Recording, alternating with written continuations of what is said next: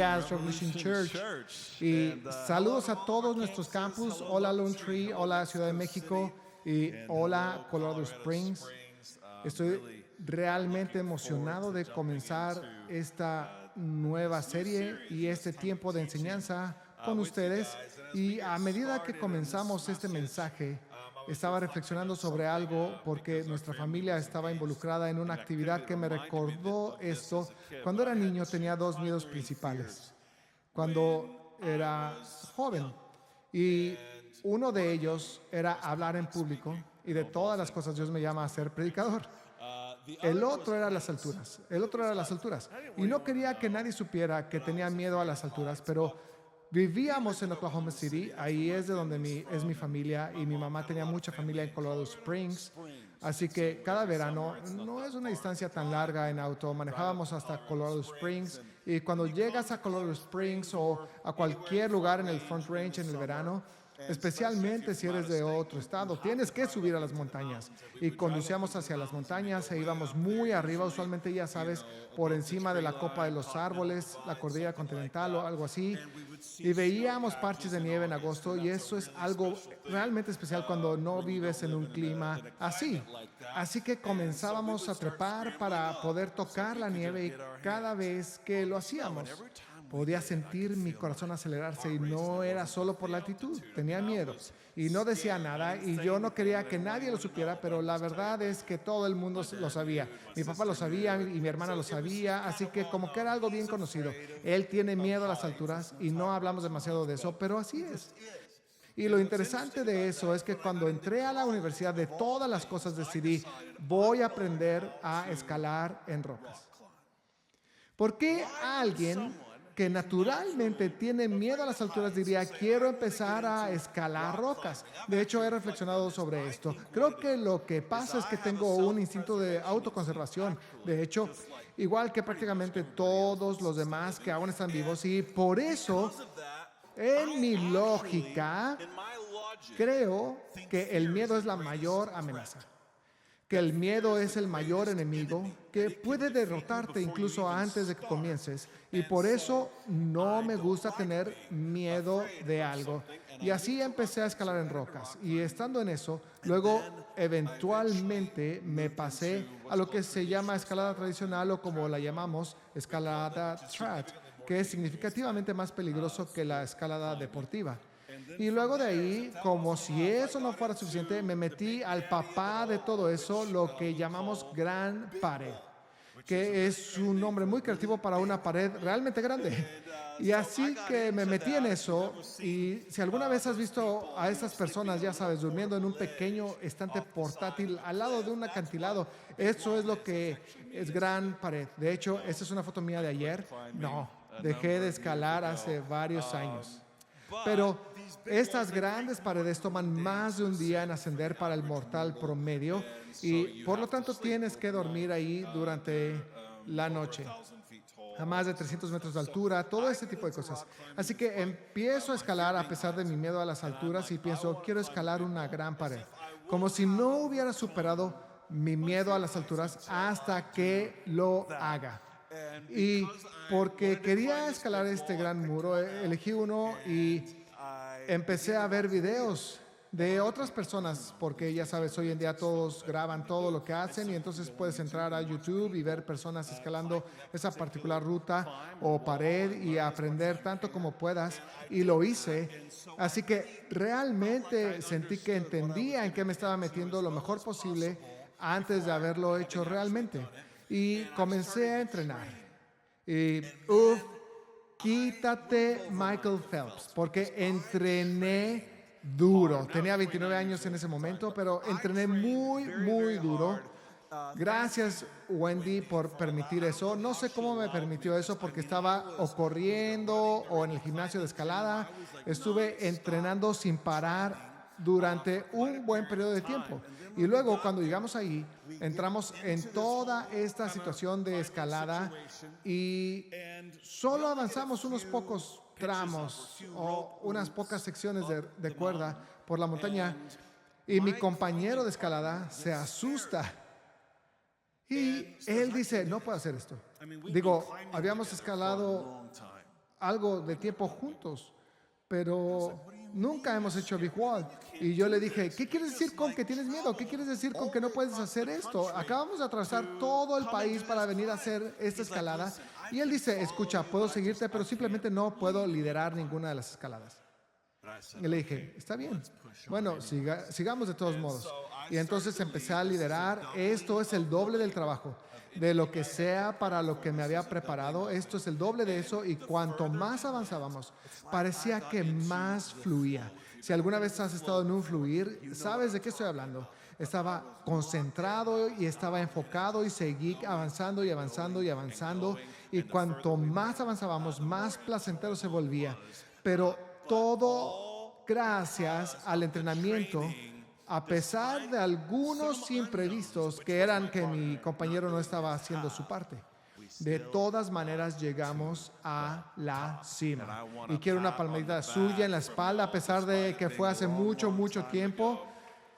Si eres nuevo con nosotros, no te preocupes, esto va a tener un punto. ¿Cuál es? El punto es que nos estamos preparando para lo que sea que estamos esperando. En cualquier cosa relacionada con el futuro, cuanto más sabemos lo que estamos esperando, más sabemos cómo prepararnos, pero al mismo tiempo, las cosas no siempre van exactamente de acuerdo al plan, ¿verdad? Así que también estamos estar preparados para lo inesperado.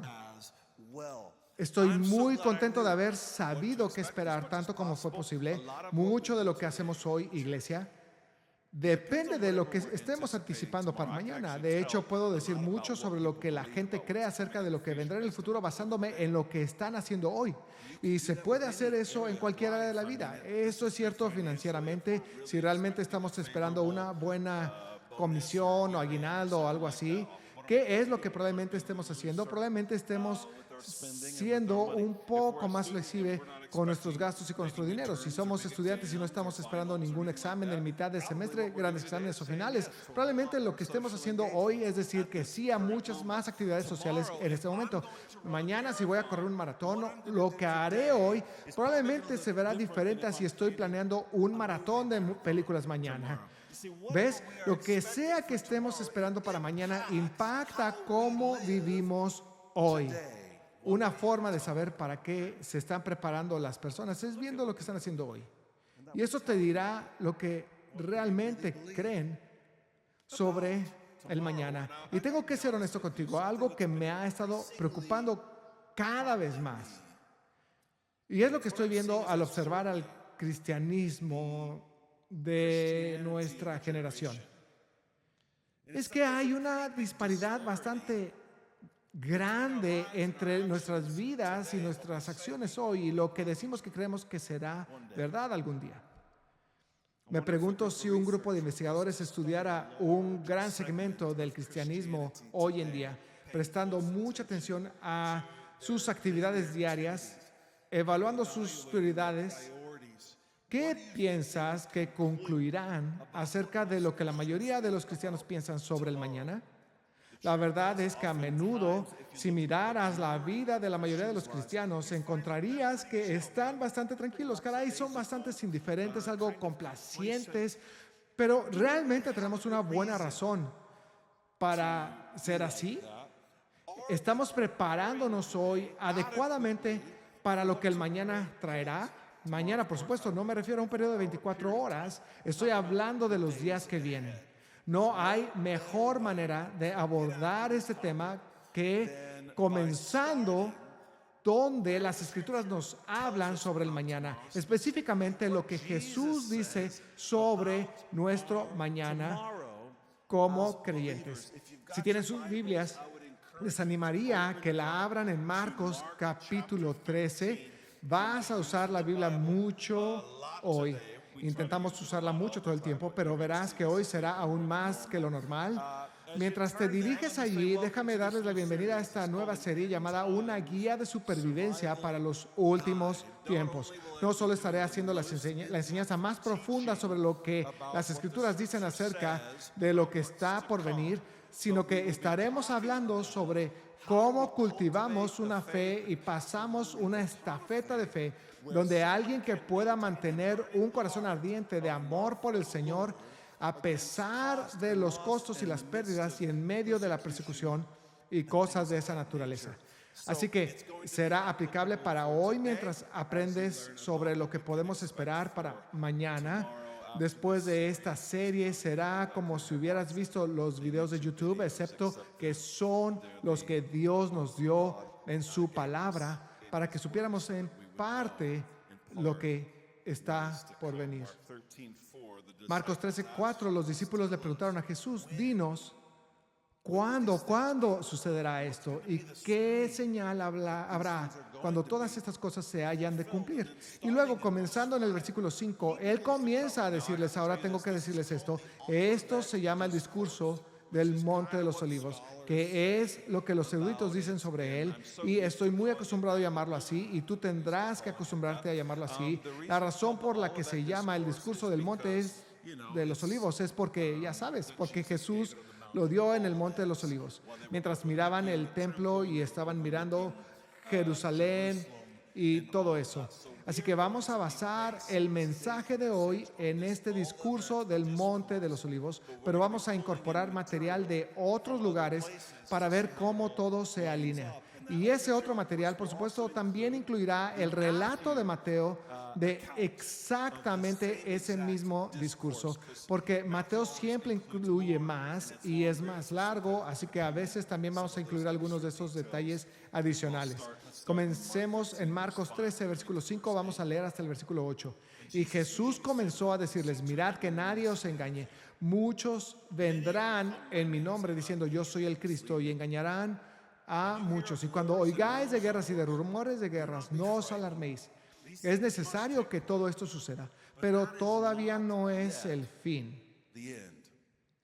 Porque se levantará nación contra nación y reino contra reino, y habrá terremotos en diversos lugares, y habrá hambres.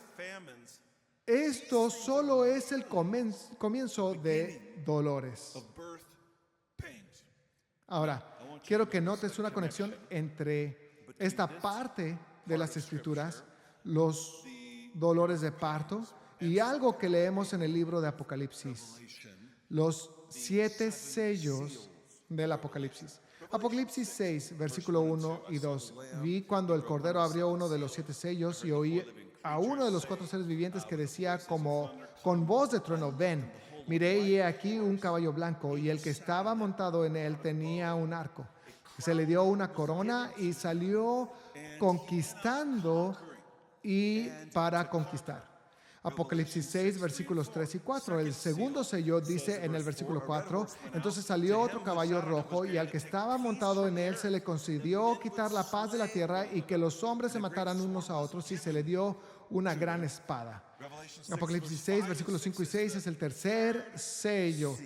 Ven, y miré, y he aquí un caballo negro, y el que estaba montado en él tenía una balanza en la mano. Y oí como una voz en medio de los 4 seres vivientes que decía, 1 litro de trigo por 1 denario y 3 litros de cebada por 1 denario, y no dañes el aceite y el vino. Digo, sé que no conocemos esos términos sin hacer nuestra investigación, pero básicamente imagina que una hogaza de pan cuesta $20. Esa es la idea.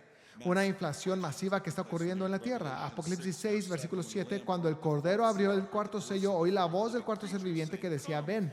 Y miré, y he aquí un caballo amarillento, y el que estaba montado en él se llamaba Muerte, y el Hades lo seguía. Y se les dio autoridad sobre la 4ª parte de la tierra, para matar con espada, con hambre, con pestilencia, y con las fieras de la tierra. Les digo, estas bestias salvajes van a ser mosquitos. Aprendí eso recientemente. Pero con los primeros 4 sellos del libro de Apocalipsis, ¿qué tenemos? Tenemos guerra, tenemos hambre, tenemos muerte en Marcos 13. En este periodo de comienzo de dolores tenemos exactamente las mismas cosas, guerra, hambre y muerte, significando que el periodo de estos sellos, con la excepción del 6 y 7, el sello 7 es en realidad la apertura de las 7 trompetas, y lo veremos más adelante. El sello 6 es como el final en esta primera secuencia, pero en el periodo de los sellos es realmente lo mismo que el periodo del comienzo de dolores de parto, de los que Jesús habla en la enseñanza del Monte de los Olivos. Así que quiero que prestemos atención a esto. Lo que Jesús está describiendo en Marcos 13 y lo que leemos sobre los 7 sellos no es la tribulación con T mayúscula. Verán, se les prometieron tribulaciones a los cristianos a lo largo de la historia de la iglesia, pero sabemos que hay un periodo de tribulación intensificada.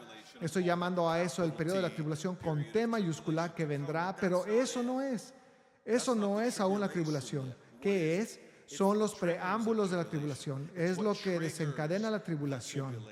Son el comienzo de dolores de parto que anticipan la tribulación que va a suceder. Entonces, ¿qué incluyen esos preámbulos? Incluyen a este rey que lleva una corona y está saliendo a conquistar, lo que desencadena entonces una guerra mundial que lleva a la hambruna y la inflación, que es seguida por la muerte de un cuarto de todos los que estén vivos en la tierra en este momento. Entre la guerra, la hambruna, las plagas o pestilencias y los mosquitos. Digo, las bestias salvajes, ¿ok? Así que todo eso es solo el principio. Eso es solo el comienzo de dolores. Mateo 24:48 repite eso, así que revísalo tú mismo. No lo voy a leer ahora, pero nos estamos preparando adecuadamente hoy para lo que el mañana trae. Antes de responder eso, continuemos con la enseñanza de Jesús en Marcos 13, versículo 9. Jesús dice, pero estad alerta, porque os entregarán a los tribunales y seréis azotados en las sinagogas y compareceréis delante de gobernadores y reyes por mi causa para testimonio a ellos. Pero primero el evangelio debe ser predicado a todas las naciones, y cuando os lleven y os entreguen, no os preocupéis de antemano por lo que vais a decir, sino que lo que os sea dado en aquella hora, eso hablad, porque no sois vosotros los que habláis, sino el Espíritu Santo. Y el hermano entregará a la muerte al hermano, y el padre al hijo, y los hijos se levantarán contra los padres y les causarán la muerte, y seréis odiados de todos por causa de mi nombre. Pero el que persevere hasta el fin, ese será salvo. Así que, de alguna manera, a lo que vamos a llegar en un momento, hay una gran guerra mundial. Las mayores pérdidas humanas en la historia hasta ese momento, al menos una cuarta parte. Y eso va a llevar de alguna manera a que los cristianos sean arrestados y llevados ante los tribunales y los gobernadores y sean traicionados incluso por sus propios familiares hasta el punto de la muerte. Vamos a volver a eso. Pero durante este tiempo también aprendemos algo más de la narrativa paralela en Mateo 24. Comenzando en el versículo 9 de Mateo 24, Jesús dice, entonces os entregarán a la tribulación y os matarán, y seréis odiados de todas las naciones por causa de mi nombre. Muchos tropezarán entonces y caerán y se traicionarán unos a otros, y unos a otros se odiarán, y se levantarán muchos falsos profetas y a muchos engañarán, y debido al aumento de la iniquidad el amor de muchos se enfriará. Entonces, ¿qué necesitamos aprender aquí? Jesús, primero que nada, no está hablando a los no creyentes. Él está hablando a los creyentes. Él está hablando a los discípulos. Lo que significa que les está diciendo a los discípulos que están vivos en ese momento, y les anticipa que van a experimentar todas estas cosas. Son ustedes, discípulos, que serán entregados a la tribulación y serán odiados y serán asesinados. Así que estos creyentes aún no han sido arrebatados. No han sido llevados ya de este lugar.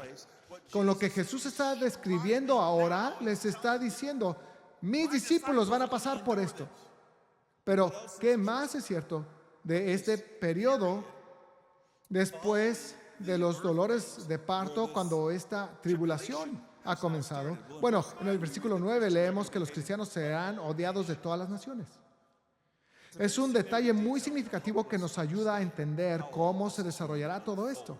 Nación se levantó contra nación y reino contra reino, pero los cristianos fueron odiados por todas las naciones a raíz de esto.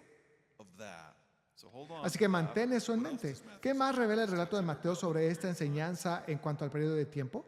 Es temprano en la tribulación. Aparte de eso, será el momento en que habrá la primera persecución global dirigida contra los cristianos. Y habrá esta gran apostasía. Apostasía simplemente significa un abandono masivo de la fe cristiana. Muchos se apartarán. Jesús dijo, no unos pocos, no algunos, muchos. Los falsos profetas que engañan serán lo más probable una parte significativa de esa apostasía, porque se menciona justo enseguida. El amor de la mayoría se está enfriando debido al aumento de la iniquidad. Así que tenemos este periodo de dolores de parto y eso coincide con los sellos del Apocalipsis. Ahora, en este periodo global de persecución y apostasía de los cristianos, ¿cómo condujo esto a aquello? ¿Cómo pasamos de aquí a aquí? ¿Por qué esta guerra mundial, junto con el gran número de muertes? Y sí, sé que hay inflación, hambruna, pestilencias y terremotos, pero ¿por qué conduce específicamente a la persecución de los cristianos? No se nos da una razón en la enseñanza del Monte de los Olivos de Jesús que nos diga por qué se vuelven específicamente contra los cristianos. Si esto fuera todo lo que tuvieras, sería bastante desconcertante, y aún así son odiados de manera única. Son atacados específicamente para entender cómo el anticristo va a aprovecharse de la destrucción global para obtener poder y lograr sus objetivos. Tienes que volver a lo que Jesús dijo al principio de los dolores de parto. Jesús dijo como lo primero que surgirían falsos mesías, lo cual parece que solo está metido ahí, pero es muy significativo. Nos dice algo porque el concepto del Mesías está arraigado no solo en la fe, sino en la fe bíblica. Y esa noción religiosa, aunque esté desalineada y pervertida debido a los falsos mesías, eso va a ser parte de lo que conduce a esta guerra, donde las naciones se levantan contra naciones y los reinos se levantan contra reinos. Ahora, los cristianos ciertamente ya estamos esperando el regreso de Cristo, pero no estamos buscando a alguien más que viva en la tierra para que sea nuestro Mesías. Jesús es nuestro Mesías. Entonces, ¿cómo puede resultar todo esto en que los cristianos sean odiados? Creo que lo que vamos a ver en ese periodo es que se levantarán unos proclamados Mesías judíos para intentar guiar a Israel a hacer lo que los creyentes del primer siglo querían que Jesús hiciera. No querían que Jesús muriera en la cruz por sus pecados. Eso no era lo que estaban buscando. Ciertamente no querían que Él ascendiera de nuevo al cielo y creara un reino espiritual que no es de este mundo antes de regresar. De hecho, creando el reino mesiánico en la tierra. Ellos no querían nada de eso. ¿Qué querían de su Mesías? Querían que Él estableciera el reino mesiánico donde, gobernando desde Jerusalén, Israel realmente gobernara sobre toda la tierra, porque eso es lo que había sido profetizado en el Antiguo Testamento. Eso es lo que querían que Él hiciera. Ahora, piensa en esto.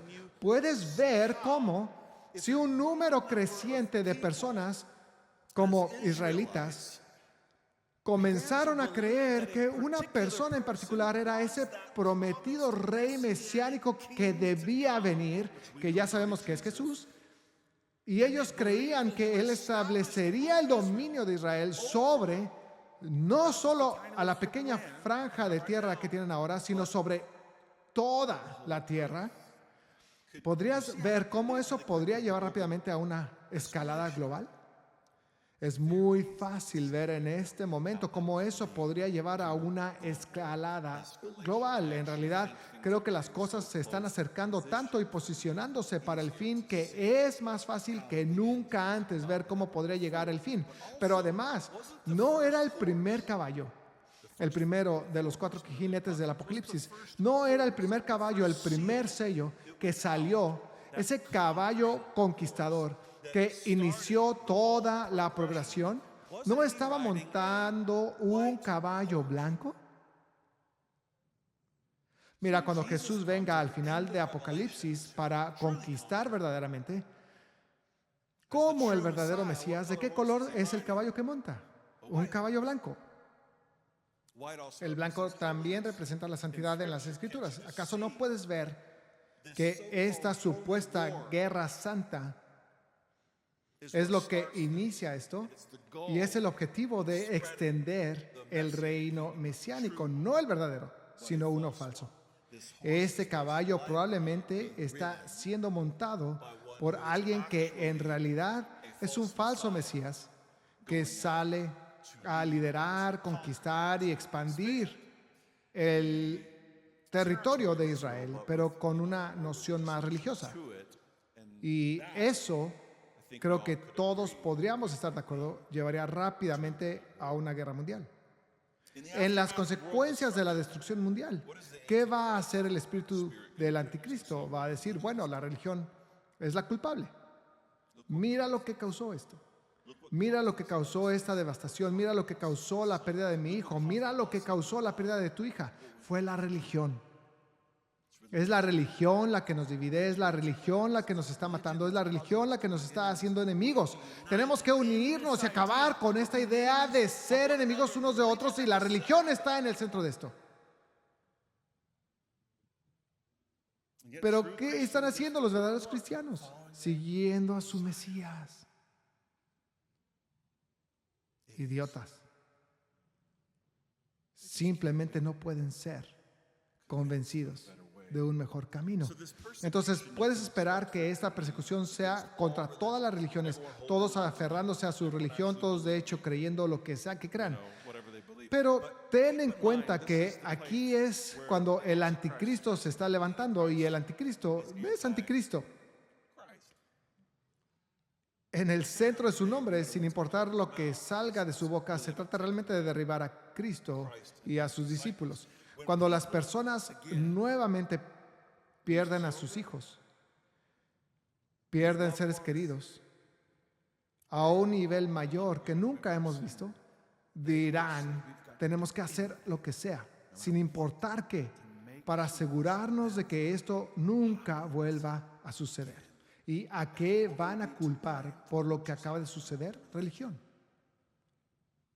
La religión será culpada. Eso es lo que está dividiendo, segregando y separando. Esa será la narrativa. Vamos al siguiente versículo, en el que Jesús nos dice lo que va a marcar una importante escalada en la secuencia de la tribulación. Marcos 13:14. Mas cuando veáis la abominación de la desolación puesta donde no debe estar, el que lea, que entienda, entonces los que estén en Judea huyan a los montes. Los versículos paralelos en Mateo dicen, por tanto, cuando veáis la abominación de la desolación de que se habló por medio del profeta Daniel, colocada en el lugar santo, el que lea, que entienda, entonces los que estén en Judea huyan a los montes. Esta escena, la abominación que causa desolación de pie en el lugar santo, desencadena este cambio masivo. Esto desencadena esta escalada enorme y un peligro inmediato y sin precedentes para los cristianos, a pesar de que ya han estado experimentando lo que ya hemos leído. Y Jesús lo deja claro. Esta es la misma abominación que causa desolación de la que leímos que Dios reveló a través del profeta del Antiguo Testamento, Daniel. Daniel 9 fue uno de esos lugares donde se habló de esto. Se le reveló a Daniel en Daniel 9 que habría este periodo de 70 semanas desde donde él estaba hasta la reconstrucción del templo en Jerusalén, hasta que viniera el Mesías, y luego el Mesías fue cortado y todo esto. No son 70 semanas literales, sino este periodo de tiempo de manera simbólica. Y luego esta semana 70. Así que cuando escuches sobre la 70ª semana de Daniel, ahora puedes decir que has aprendido un poco sobre esto. En la 70ª semana, la mayoría de los eruditos, incluso la mayoría de los cristianos, creen que está directamente relacionada con el periodo de la tribulación con T mayúscula. Dice esto: y él hará un pacto firme con muchos por una semana, pero a la mitad de la semana, lo que tiende a creerse que es como el medio de este periodo de gran tribulación, pondrá fin al sacrificio y a la ofrenda de cereal. Lo que creo que es un alto a la entrega de sacrificios y ofrendas al verdadero Señor Jesucristo. Sobre el ala de abominaciones vendrá el desolador, hasta que una destrucción completa, la que está decretada, sea derramada sobre el desolador.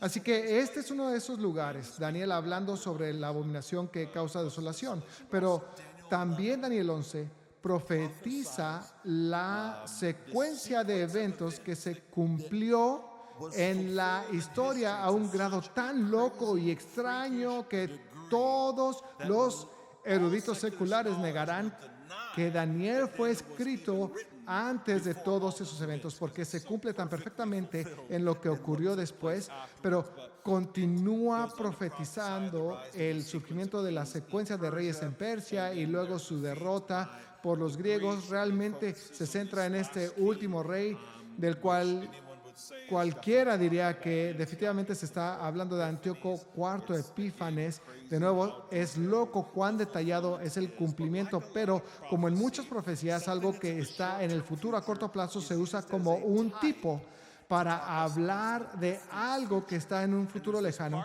Y está esta parte de Daniel 11 que de repente cambia de hablar de esto a hablar de algo mucho más grandioso y mucho más tardío. Así que este rey que fue profetizado que establecería la abominación desoladora en el lugar santo, se refiere ahora a una representación futura de lo que éste está presagiando. Y dice sobre esta figura del anticristo, vamos a tener que dedicar toda una semana solo al anticristo en esta serie, pero en los versículos 36 y 37 dice, y el rey hará su voluntad y se ensoberbecerá y se engrandecerá sobre todo Dios, y contra el Dios de los dioses hablará maravillas y prosperará hasta que sea consumada la ira, porque lo determinado se cumplirá. Del Dios de sus padres no hará caso, ni del amor de las mujeres, ni respetará a Dios alguno, porque sobre todo se engrandecerá. No significa necesariamente que se llamará a sí mismo un Dios, pero menospreciará la idea de dioses. Creo que de manera secular, y se exaltará por encima de todos. Así que estás viendo esta conexión para los propósitos de hoy entre algunas partes de lo que fue profetizado por el profeta del Antiguo Testamento Daniel y lo que Jesús nos está revelando ahora en el discurso del Monte de los Olivos. Y lo que va a suceder después de los primeros dolores de parto e incluso después del primer periodo de tribulación, de persecución y apostasía, en este momento, en cuanto vean la abominación de la desolación de pie en el lugar santo, de la que se habló ahora tanto por el profeta Daniel como por el mismo Jesús, eso dispara esta parte del inicio de esta parte de la 70ª semana de Daniel, que llamamos el periodo de la tribulación con T mayúscula, para entrar en el periodo que llamaré para nuestros propósitos el periodo de la más grande tribulación. Es el periodo de la más grande tribulación. Esta secuencia es exactamente lo que Pablo enseñó en otros lugares sobre lo que tenía que suceder antes del día del Señor. Pablo hablando a la iglesia en Tesalónica, él dice en 2 Tesalonicenses 2, empezando en el versículo 2, que no seáis sacudidos fácilmente en vuestro modo de pensar, ni os alarméis, ni por el espíritu, ni por palabra, ni por carta, como si fuera de nosotros, en el sentido de que el día del Señor ha llegado, que nadie os engañe en ninguna manera, porque no vendrá sin que primero venga la apostasía. Ese es el gran abandono de la fe cristiana. Y se ha revelado el hombre de pecado, el hijo de perdición. ¿Quién hace qué? Se opone y se exalta sobre todo lo que se llama Dios o es objeto de culto, de manera que se sienta en el templo de Dios, presentándose como si fuera Dios. ¿No os acordáis de que cuando yo estaba todavía con vosotros os decía esto? Algunos podrían decir, tengo un poco de compasión por los tesalonicenses. Yo también podría necesitar que me dijeran estas cosas 2 veces porque hay mucho en juego, pero esto es lo mismo, exactamente lo mismo. Pablo está diciendo que estas 2 cosas tienen que suceder. Hay algunas cosas que pasan aún muy lejos, pero cuando estas cosas suceden, sabes que se está acercando. La apostasía debe suceder y la revelación de el hombre de pecado, el hijo de perdición, como el rey de Daniel, se está exaltando por encima de todos los dioses. Él está tomando su lugar en el templo de Dios, que es la iglesia. Daniel dijo que también abandonó la religión de sus padres. Creo que es muy probable, en mi opinión, que él pueda ser de una familia cristiana. Por esta referencia sobre él, también se afirma que no le importará el deseo de las mujeres, lo que sugiere claramente que estará involucrado en algún tipo de homosexualidad, algún tipo de práctica homosexual. Él es el hombre de pecado. Lo más probable es que él será, entre comillas, una persona iluminada que está más allá de, ya sabes, la edad oscura de la religión. Él no está atado por la religión, entonces es libre para amar a cualquier persona en cualquier momento. Creo que eso es lo que probablemente va a suceder, pero en las Escrituras hay algunos indicadores reales sobre él y cómo será. Estamos viendo un par de ellos, pero en resumen, hasta ahora Jesús está enseñando que la guerra, el hambre y los terremotos son solo el principio de los dolores de parto. Estos van a desencadenar el comienzo de la tribulación, que comenzará con una persecución global y apostasía de los cristianos. Pero luego, incluso después de esa apostasía y de ese como envío de gente a los tribunales a nivel global, va a haber este gran detonante, este gran cambio, que todo ocurre cuando este hombre de iniquidad es revelado, estando en el lugar donde no debería estar, exaltándose por encima de todos, y de repente Jesús dice, huye. En ese momento necesitas correr. Siguiente verso 15, y el que está en la azotea no baje ni entre a sacar nada de su casa. Y el que esté en el campo no vuelva atrás a tomar su capa. Pero hay de las que estén encintas y de las que estén criando en aquellos días. Orad para que esto no suceda en invierno, porque aquellos días serán de tribulación, tal como no ha acontecido desde el principio de la creación que hizo Dios hasta ahora, ni acontecerá jamás. Versículo 20, y si el Señor no hubiera acortado aquellos días, nadie se salvaría, pero por causa de los escogidos que Él eligió, acortó los días. Entonces, si alguien nos dice, mirad, aquí está el Cristo, o mirad, ahí está, no le creáis, porque se levantarán falsos cristos y falsos profetas y mostrarán señales y prodigios a fin de extraviar, de ser posible, a los escogidos. Porque cuando Jesús regrese comienza, lo veremos más adelante, como una señal en el cielo. No hay alguien que ya esté entre nosotros. Así que después de la apostasía, después de la revelación de este hombre de iniquidad, él mismo siendo la abominación que causa desolación, de pie en el lugar santo, no, él no está poniendo una estatua allí, él mismo está de pie allí. Entonces viene el mayor periodo de tribulación que el mundo ha visto o será jamás. En este momento, aquellos que están en sus azoteas o campos, simbolizando a aquellos que están gritando desde los tejados después de que se ha susurrado al oído, como Jesús nos dijo que hiciéramos, o aquellos que están arando el campo para la cosecha espiritual, como Jesús llama, la cabeza de esas personas pudieran tener un precio muy particularmente. Y Jesús está diciendo, en ese momento ni siquiera regreses a casa, no regreses, huyan y oren para que no sea invierno por esa razón. Este último remanente de cristianos ahora será perseguido con mucha ferocidad, más ferozmente de lo que ya lo estaban. Es peor de lo que leímos antes. En resumen, esta revelación de sí mismo y quién es del hombre de pecado del que estoy hablando va a coincidir con esta autorización y este llamado a matar cristianos. Antes, observa que estaban presentándose ante los tribunales. Ellos estaban de pie ante los gobernadores. Hubo al menos la apariencia de un debido proceso y un proceso justo, aunque de todos modos conducía a la muerte. Pero ahora, donde quiera que estés, No vuelvas atrás. Los mártires van a aumentar enormemente durante este tiempo. Hablamos sobre los 4 sellos anteriormente. Solo quiero mencionar que los últimos sellos evolucionan a algo diferente. Solo quiero hablar de ellos rápidamente. El 5º sello, primero que nada, es una visión de los mártires en el cielo que están clamando por justicia, y se les dice en el versículo 11 que descansaran un poco más de tiempo hasta que se completara también el número de sus consiervos y de sus hermanos, que habrían de ser muertos como ellos lo habían sido. Así que este es el tiempo en que los mártires se van a llenar a la plenitud. Este tiempo de persecución aumentada, la peor tribulación que el mundo jamás ha visto ni verá. Tomemos el verso 24 que dice: pero en aquellos días, después de esa tribulación, el sol se oscurecerá y la luna no dará su luz, las estrellas irán cayendo del cielo y las potencias que están en los cielos serán sacudidas. O el versículo 29 en Mateo 24 dice realmente lo mismo. Así que quiero que imagines que hay tanto fuego, hay tanto humo en la tierra que en muchos lugares ni siquiera puedes ver el sol, la luna o las estrellas. Y con eso en mente, quiero que lo compares con aquello que leemos en las 7 trompetas que siguen a los 7 sellos. Tienes los 7 sellos y luego después de eso están las 7 trompetas. Así que la primera trompeta dice: y vino granizo y fuego mezclados con sangre, y fueron arrojados a la tierra, y se quemó la tercera parte de la tierra, se quemó la tercera parte de los árboles, y se quemó toda la hierba verde.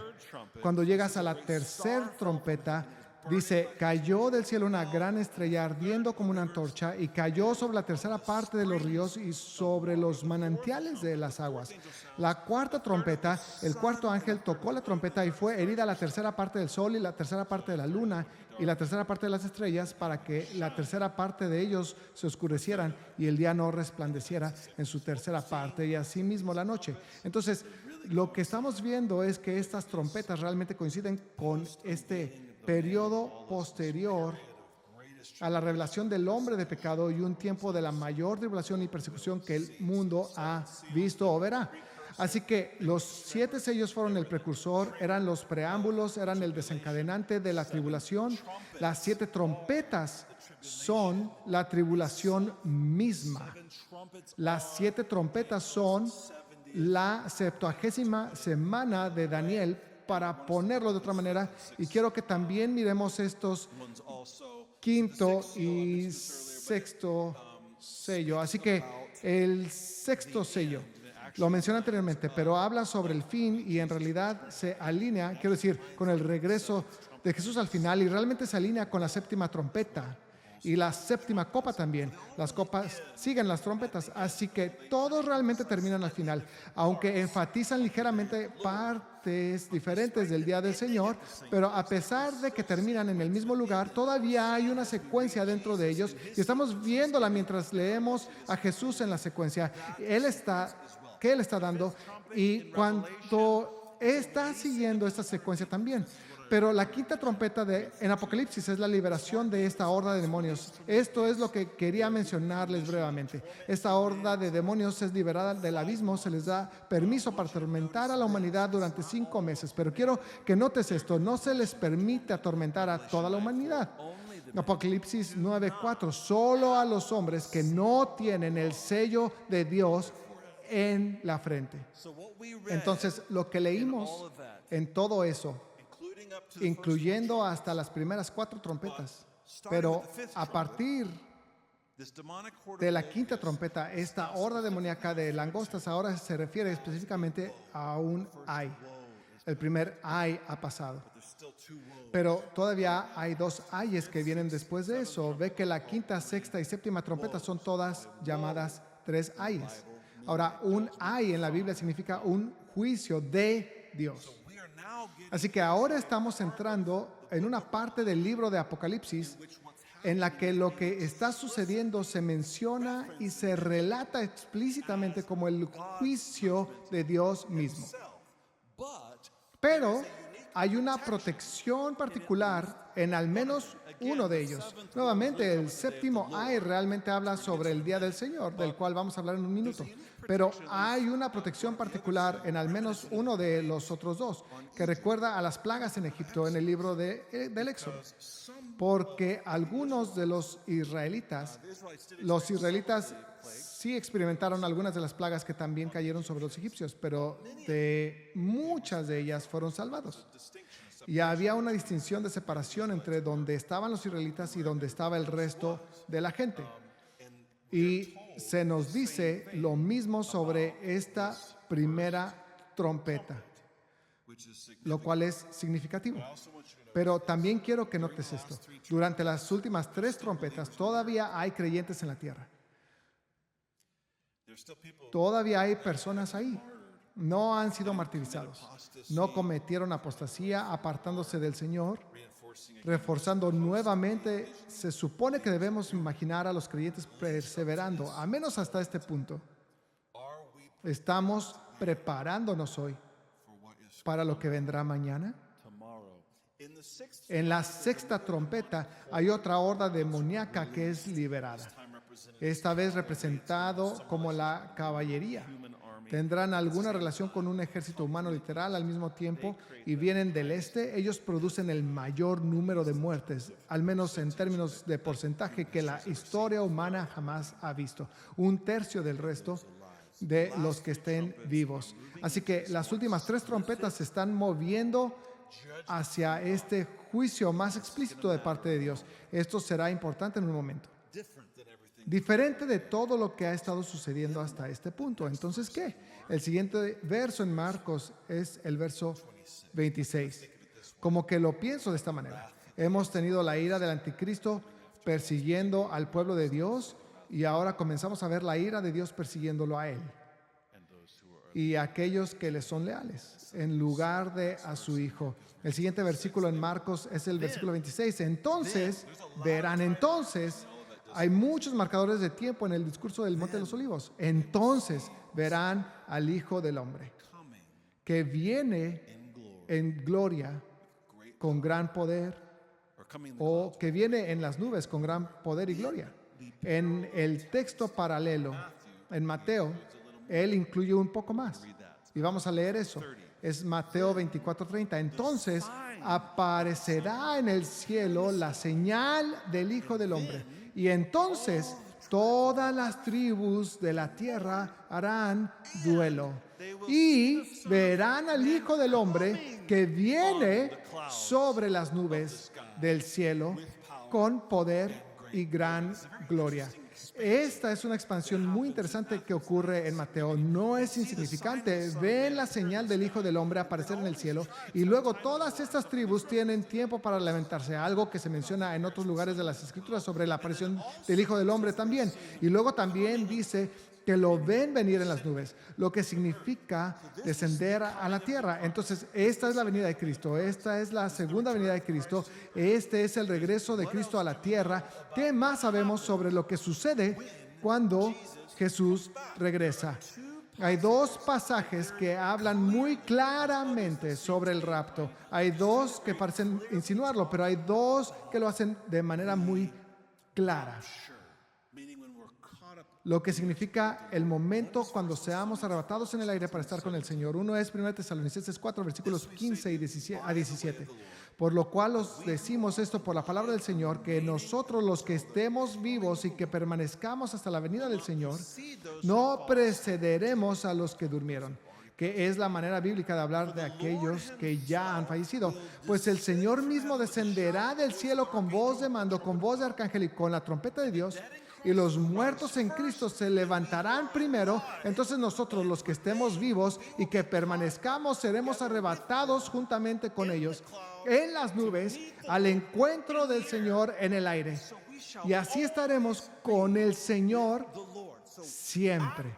Así que en la venida de Cristo es la resurrección de los muertos, en la venida de Cristo es el rapto de los vivos. Todos serán o resucitados o arrebatados, pero hay una transformación instantánea en un cuerpo glorificado e incorruptible en ese momento. Solo, por cierto, si eres nuevo en el cristianismo o estás explorando la fe cristiana, la resurrección de los muertos no significa que los muertos no estén con Cristo ahora. No significa que no puedan estar con Él hasta entonces. Se nos dice en el Nuevo Testamento que tan pronto como morimos, estamos instantáneamente con el Señor, pero no recibimos nuestros cuerpos resucitados hasta más adelante. Verás, viene un reinado terrenal del Mesías Cristo, así como los nuevos cielos y la nueva tierra. Para participar de ambos necesitaremos que nuestros cuerpos sean resucitados y glorificados como Dios lo diseñó. Así que solo un pequeño comentario ahí. El segundo verso claro sobre el rapto es 1 Corintios 15, versículos 51 y 52. He aquí os digo un misterio. No todos dormiremos. De nuevo, eso significa morir. Pero todos seremos transformados en un momento, en un abrir y cerrar de ojos a la trompeta final, pues la trompeta sonará y los muertos resucitarán incorruptibles y nosotros seremos transformados. Nosotros, los que aún estemos vivos en la venida de Cristo, entonces tenemos la resurrección y el rapto, están coincidiendo de nuevo, también es al toque de la trompeta, pero más específicamente se nos dice aquí cuál toque de trompeta, el último. Y creo, a diferencia de algunos eruditos, yo creo que esa trompeta final significa la trompeta final. Exactamente, la trompeta final. No sé qué más significa final, además de final. ¿Cuál es la séptima trompeta? Es la trompeta final. Y en Apocalipsis, en la séptima trompeta, tenemos esta imagen de Jesús comenzando a reinar. Él está recompensando a sus siervos, está juzgando a sus enemigos. Todas las cosas que Él hace en su venida. Todo esto para decir que la venida del Hijo del Hombre, al final del discurso del Monte de los Olivos, es cuando se describe que tiene lugar la resurrección y el rapto. Esas cosas siempre van de la mano con el retorno de Cristo. Estos eventos también ocurren en la última trompeta, en la séptima trompeta en el libro de Apocalipsis. Una pregunta para hoy, para que estés al tanto, si es que no has estado expuesto a esto, es que hay muchas opiniones diferentes sobre el momento del rapto y su relación con la tribulación con T mayúscula. Hay una visión pretribulacional que dice que seremos arrebatados antes de que ocurra cualquiera de estas cosas. Eso está completamente descartado por todo lo que ya hemos leído. Sin embargo, hay otras dos posturas. Hay una perspectiva medio tribulacionista que realmente ha evolucionado hacia lo que se conoce más comúnmente como la postura del rapto preira, y luego está la visión post-tribulación del rapto, lo que significa que después de toda la tribulación, entonces será el rapto.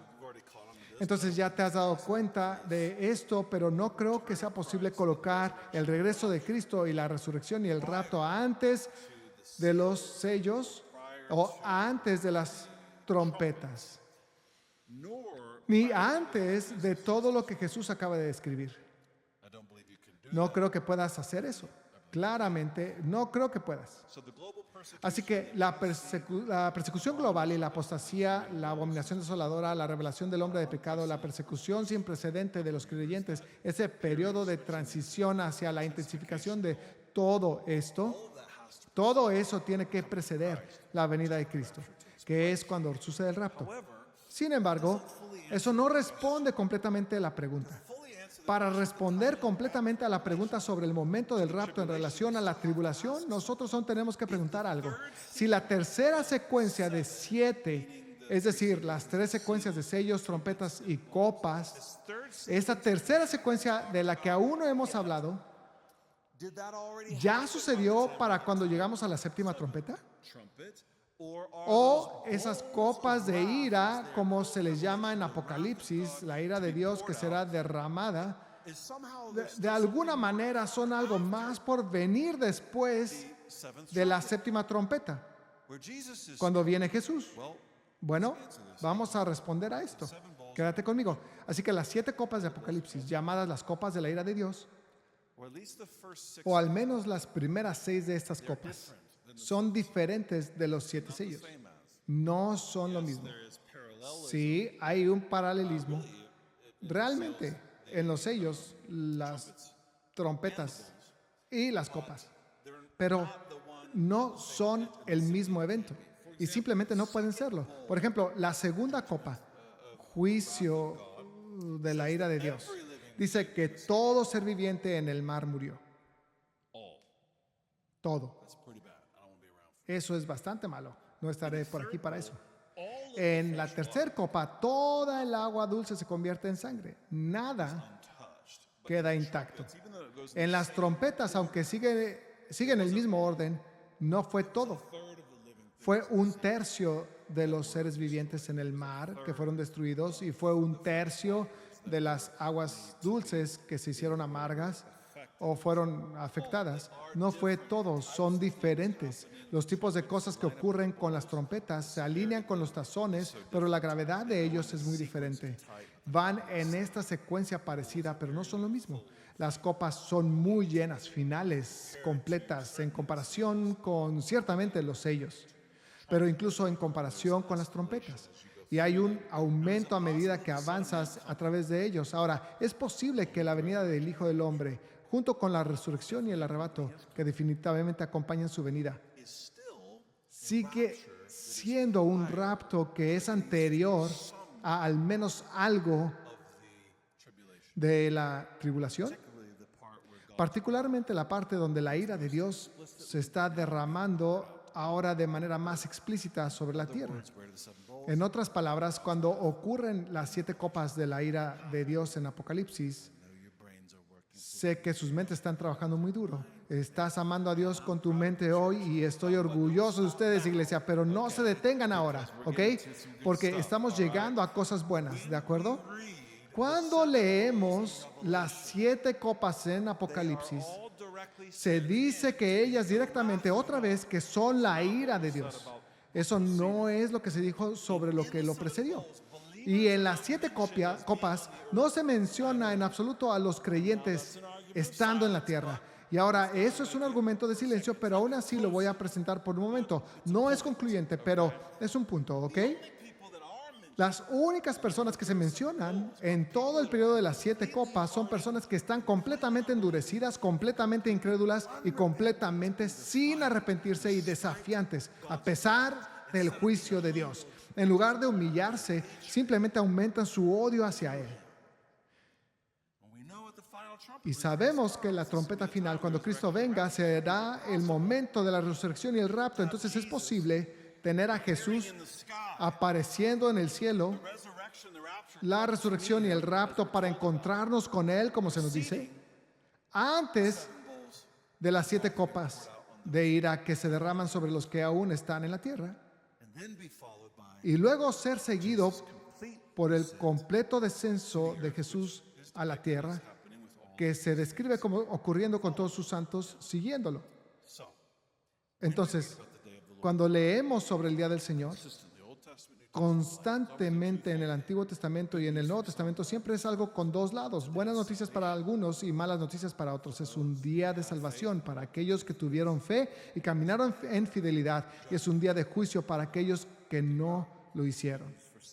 Es una buena noticia para algunos, es una mala noticia para otros. Siempre el día del Señor, algunos lo están esperando con ansias, otros probablemente no creen en ello, pero no les va a gustar cuando suceda. La imagen del Nuevo Testamento del día del Señor es de Jesús apareciendo en el cielo, los creyentes vivos y muertos por igual siendo resucitados o arrebatados hacia Él, pero no para irse al cielo para siempre.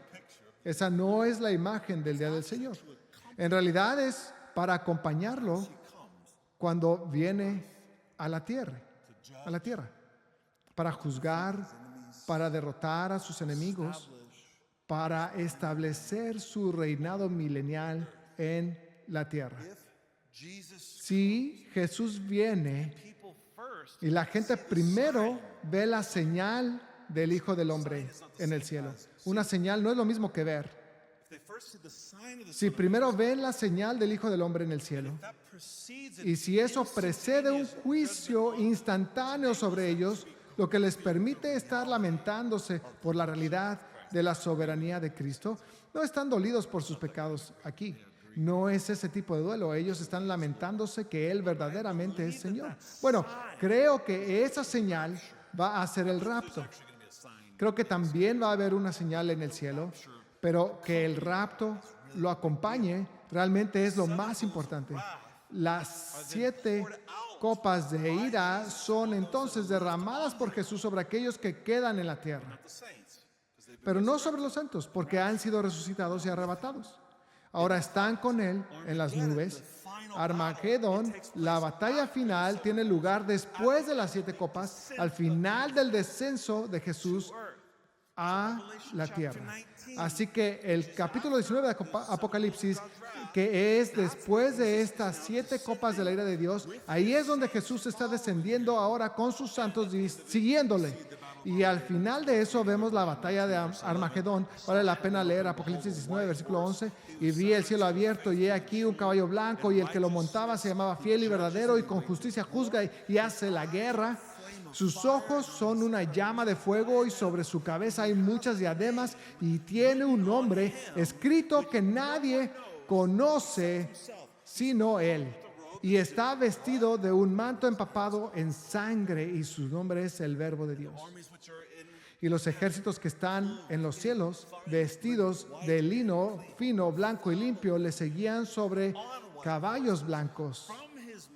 De su boca sale una espada afilada para herir con ella las naciones, y las regirá con vara de hierro. Y él pisa el lagar del vino del furor de la ira de Dios Todopoderoso, y en su manto y en su muslo tiene un nombre escrito: Rey de Reyes y Señor de Señores. Y vi a un ángel que estaba de pie en el sol y clamó a gran voz diciendo a todas las aves que vuelan en medio del cielo: venid, congregaos para la gran cena de Dios, para que comáis la carne de reyes, carne de comandantes y carne de poderosos, carne de caballos y de sus jinetes, y carne de todos los hombres, libres y esclavos, pequeños y grandes. Entonces vi a la bestia, a los reyes de la tierra y a sus ejércitos reunidos para hacer guerra contra el que iba montado en el caballo y contra su ejército. Esta es el glorioso descenso de Cristo, la batalla de Armagedón que sigue, y todos los que vinieron a hacer guerra contra Jesús son derrotados. Y después de esto, Jesús establece el reinado milenial del reino en la tierra. Vamos a volver a eso, no la próxima semana, porque tenemos a la invitada Christine Kane la próxima semana, pero en 2 semanas cuando reanudemos esta serie. No te querrás perder eso. Pero las 7 copas no solo están mencionadas en Apocalipsis como estando entre la 7ª trompeta y la batalla de Armagedón.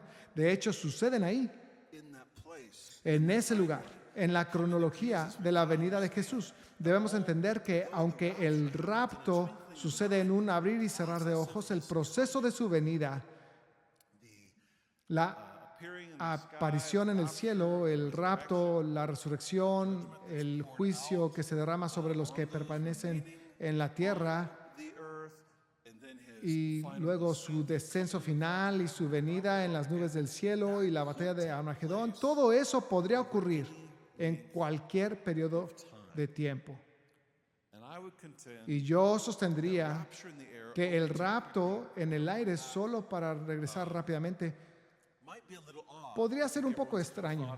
Creo que todos lo han considerado un poco extraño. Nadie ha considerado realmente la importancia de que esto puede suceder a lo largo de un periodo de tiempo, que no es tan breve como hemos imaginado, pero sí está su aparición y el rapto y la resurrección junto con ello. Los juicios de las copas, después, y luego su descenso, creo que tiene más sentido que seamos arrebatados para estar con el Señor en las nubes. Y si los 7 tazones de la ira de Dios son en realidad posteriores al rapto, entonces el rapto no es pretribulación y tampoco es postribulación, sino que se ajustaría más a lo que solía llamarse media tribulación, pero es diferente. Por eso se le llama más comúnmente la perspectiva pre-ira del rapto. ¿Les duele la mente ya? Pasemos de la mente al corazón.